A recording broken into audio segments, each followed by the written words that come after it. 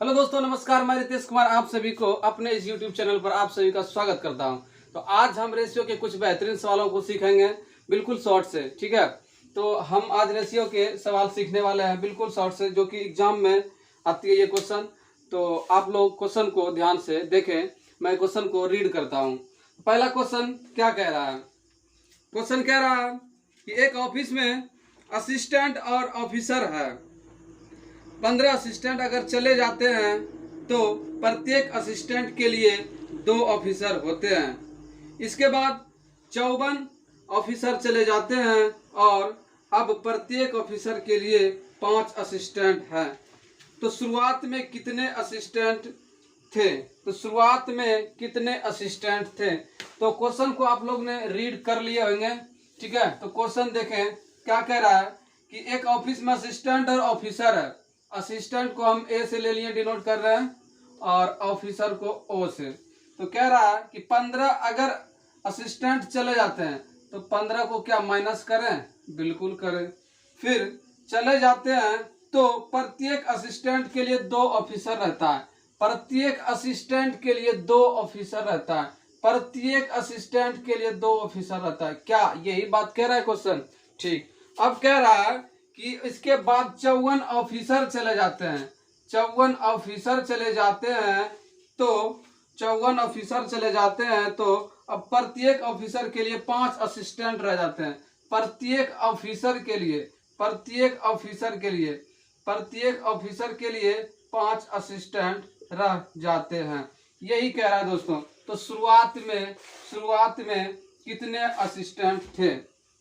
देखिए दोस्तों, इस क्वेश्चन को हम कितना शॉर्ट से करेंगे। ठीक है, कह रहा है कि 15 देखो चले जाने के बाद ये घटना घटता है, फिर 54 चले जाने के बाद ये घटना घटता है। ठीक, तो हमने क्या कर दिया कि इसको अभी हम ड्रॉ कर दिए। आप देखिए कि 54 क्या जा रहा है? ऑफिसर। 54 क्या जा रहा है? ऑफिसर।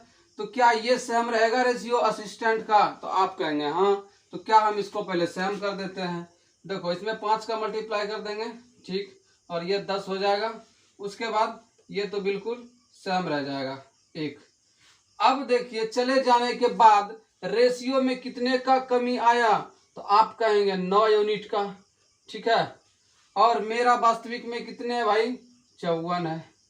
तो 1 यूनिट का वैल्यू क्या निकल के आया? 6 निकल के आया। तो क्या बता सकते हैं आप कि असिस्टेंट इसके मतलब कितना होगा? तो आप कहेंगे 30 होगा 5 यूनिट का वैल्यू। कहता है शुरुआत में कितने थे? तो क्या दोस्तों आप कह सकते हैं कि शुरुआत में कितने थे? तो शुरुआत में ही कहता कि 15 छोड़ के क्या हुए? चले गए। तो इसका मतलब है कि शुरुआत में जो रहा होगा 30 प्लस में 15 45 रहा होगा। तभी तो 15 छोड़ के चले जाने के बाद रेशियो 1:2 का बनता है। ठीक है, तो जो हमारा आंसर होगा अब 45 होगा। तो आप लोग इसे नोट करें अच्छे से। तो अब हम अगले क्वेश्चन की ओर चलते हैं, और ये क्वेश्चन बहुत ही बेहतरीन है। इसमें हम क्या जोड़ेंगे और क्या छोड़ेंगे इसी को कहते हैं। ये बिल्कुल अगर हम बोले तो लवली वाली क्वेश्चन। ठीक है, बहुत अच्छी क्वेश्चन है, आप लोग इसे ध्यान से पढ़ें। कह रहा है कि 170 रुपए को 55 पुरुषों और महिलाओं में बांटा गया। 55 यहाँ पे नंबर है, ठीक है, जिसमें कि पुरुष और महिला है, में बांटा गया। सभी पुरुषों को मिलने वाली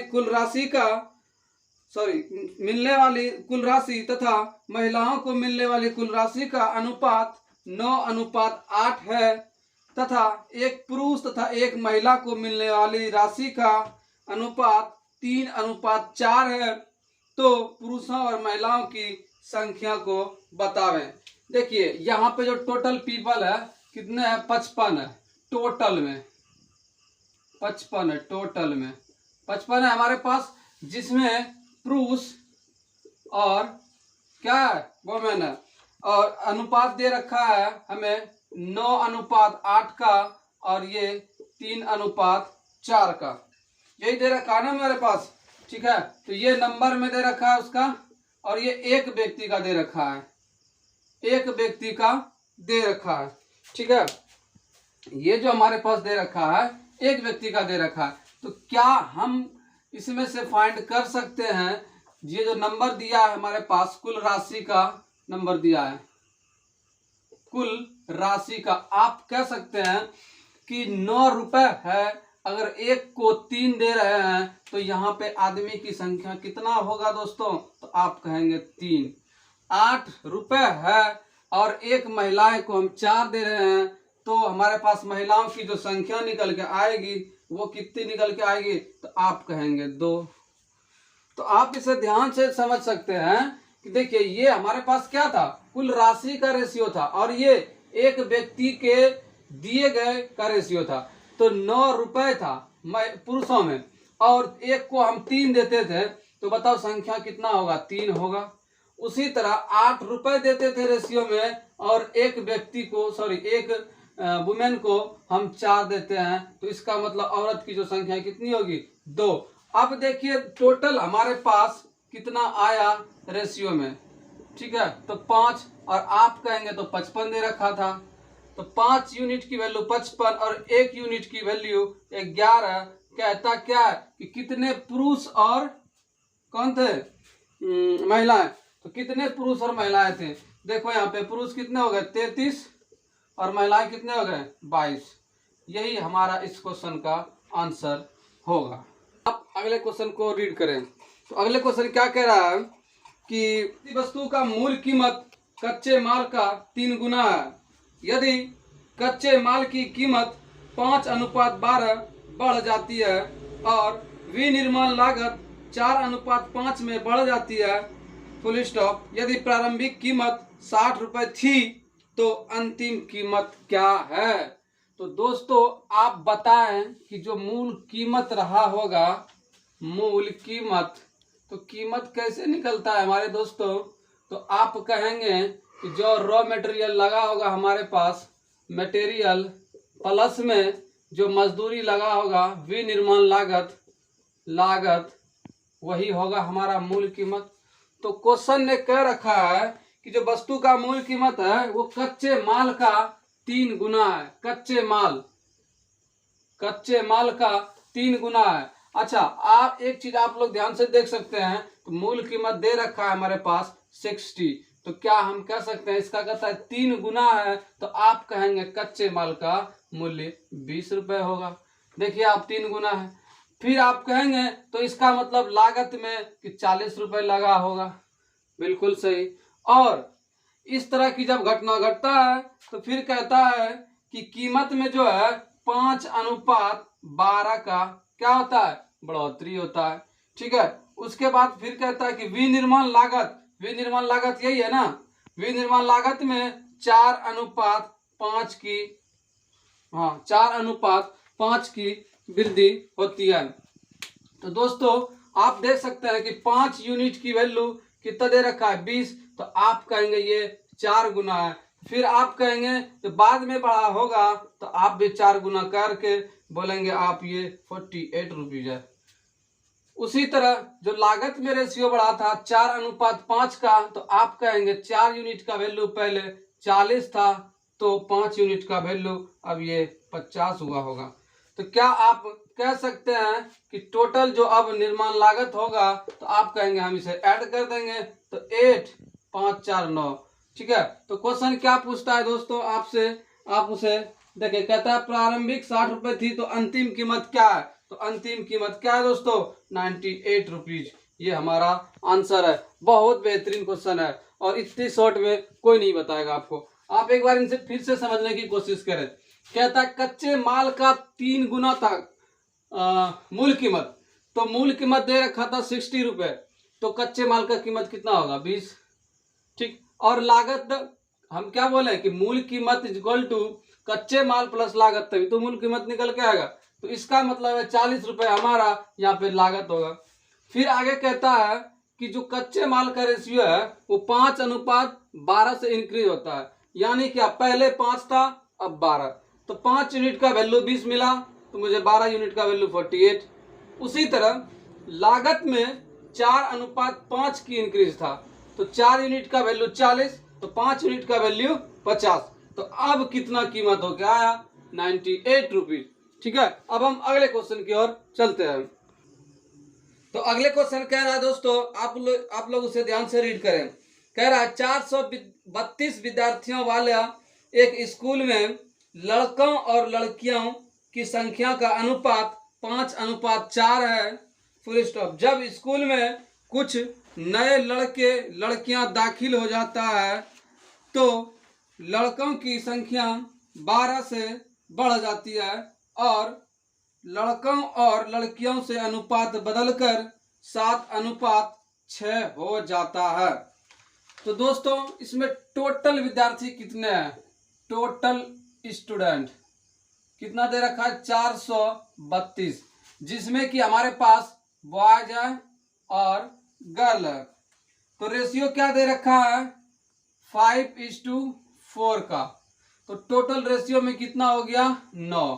तो आप कहेंगे 9 यूनिट का वैल्यू दे रखा है 432, तो 1 यूनिट का वैल्यू यहां से कितना निकल के आएगा? आप कहेंगे हम इसे डिवाइड करेंगे, तो करो डिवाइड। देखो 9 चौका 36, बचा कितना हमारे पास? 7, 72, 9 8 72।